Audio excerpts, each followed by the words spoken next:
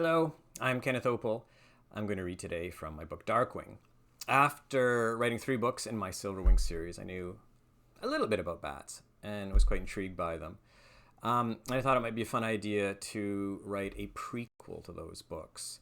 And when I say prequel, I mean 65 million years before the first book, Silverwing, in which I told the story of the very first bats who were flapping around on our planet.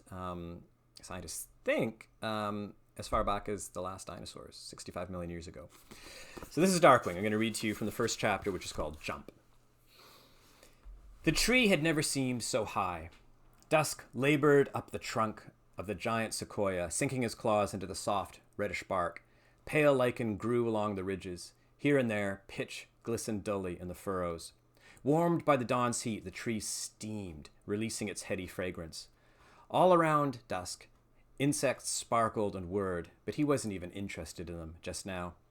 His father, Icaron, climbed beside him, and though old, moved more swiftly than his son. Dusk hurried to keep up. He'd been born with only 2 claws on each hand instead of 3, and hauling himself up the trunk was hard work. "Will my other claws ever grow in?" he asked his father. "They may." "If they don't?" "You'll have less to grip and pull with," Icaron said. "But you have unusually strong chest and shoulder muscles." Dusk said nothing, pleased. "That will help make up for your weak legs," his father added matter-of-factly. "Oh," Dusk said, casting a surprised, backward glance. He hadn't realized he had weak legs, but his father obviously had noticed. Maybe that helped explain why climbing was such tiring work. Just 4 weeks ago he was born, rump first, and 3 seconds behind his sister, Sylph. Blind and naked like all newborn chiropters, he had crawled up to his mother's belly and started nursing immediately. Within days, his vision cleared and focused.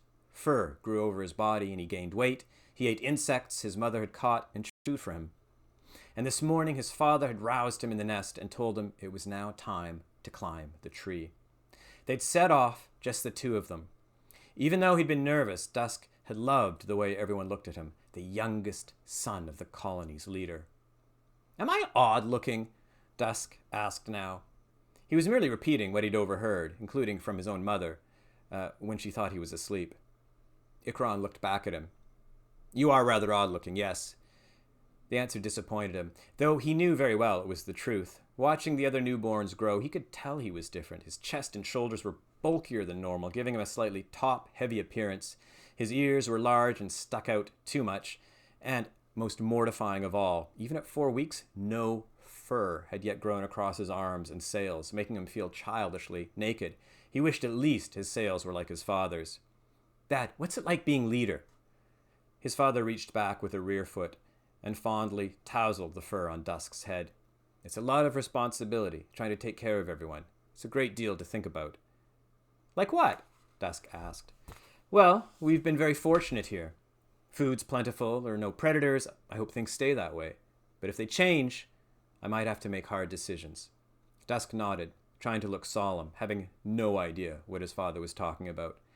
"Will I be leader one day?" he asked. "I very much doubt it." "Why?" Dusk asked indignantly. "When a leader dies, his firstborn son becomes the new leader." "That would be Oster," Dusk said glumly. He scarcely knew his eldest brother. Oster was 18 years older than Dusk and had a mate and many children. Most of his children had children. Dusk was uncle to dozens of nieces and nephews and great-uncle to hundreds more, and he was younger than practically any of them. It got very confusing very quickly. "But," Icaron continued, "if by some dreadful chance the firstborn is already dead, then the next oldest son would assume the leadership, and so on. Barasco, Shamal, Vardar." Dusk felt proud he knew the names of his 8 older brothers, even though he'd only ever exchanged a few words with most of them. "And if there are no sons," Icaron continued, "only then would it pass to the daughters." "So Sylph might be leader one day?" Dusk asked in alarm. "A frightening thought, I agree," Dad said. "Of course, her 7 older sisters would have to die before her, so it's even more unlikely than you becoming leader as my 9th-born son." "I see," Dusk said, feeling this was all outrageously unfair. He paused to catch his breath. High overhead, through the redwood's vast canopy, he caught small glimpses of the sky. Sleek, feathered creatures darted through the air. The sight of their beating wings made his stomach swirl excitedly. "Are we related to the birds?" he asked his father. "Of course not," Icaron replied. "We have no feathers. We're not born from eggs, and we can't fly." Dusk peered up, hoping to see more birds. He loved the way they lifted so effortlessly. "How much higher are we going?" he asked his father. Surely his father wasn't planning on taking him all the way to the tree's summit. That was where the birds perched, and the newborns were always told to stay clear. The flyers were fiercely protective of their territory, especially when rearing their hatchlings. Luckily, the sequoia was over 300 feet high, and big enough for all of them. Dusk and all the other chiropters lived in the tree's middle reaches. Amongst the profusion of mighty limbs, they nested in the bark's endless network of deep furrows. "Not much higher now," Icaron told him. Despite the effort of the climb, Dusk was not eager to reach their destination. He knew what awaited him there. And though he and the other newborns had chattered endlessly about it, Dusk could not help feeling afraid. "Is this the tallest tree in the forest?" he asked. He wanted to talk. "I've never seen a taller one," his father replied. "How old is it?" "Very old. Thousands of years." "Are you old?" he asked his father. His father gave a surprised laugh.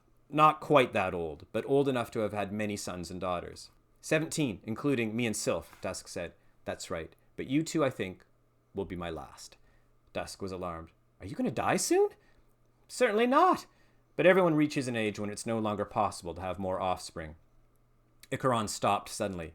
"This is the upper spar," he said, sidestepping from the trunk to an enormous broad branch that projected out over the clearing. "This is as far as we chiropters go. Remember it. Above this, the tree belongs to the birds." Dusk looked at the branch, memorizing its outline. "This way now," Icaron said, and started walking on all fours out along the upper spar. Dusk faltered a moment, his limbs shaky. "There's nothing to fear," his father said, turning to his son in waiting. Dusk came to him. They continued along the branch side by side and then single file down a thinner branch, luxuriant with needle-like leaves and pine cones, some almost as big as Dusk. Near the branch's tip they stopped. It drooped slightly with their weight. The cicada's drone ceased suddenly, then resumed with renewed intensity.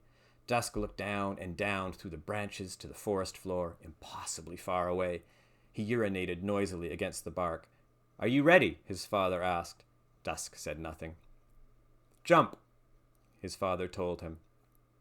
"I don't want to jump." His voice was an unfamiliar crackle. "You are meant to," Icaron said. Dusk had never, ever left the tree. "May I go back to the nest?" he asked. "No." Dusk felt his throat tighten. More than anything, he wanted to wriggle down into the deep furrow where he slept and feel the tree's soft, fragrant bark around him. "It's time," his father said. Though his voice was calm, Dusk sensed there would be no more discussion. "Are you ready?" I can't remember all the things you told me," Dusk said in panic. "It doesn't matter," his father replied. Tell me once more, please." His father nuzzled him gently and then shoved him off the branch. So that's how Darkwing opens. It's the story of the very first bat. Before they were even bats. In my book, they're called chiropters. And they just glide. They cannot fly. But I think if you keep reading, you'll find out that Dusk actually is a rarity, and he has the ability to fly, unlike the rest of his colony. I hope you enjoyed that. Bye-bye.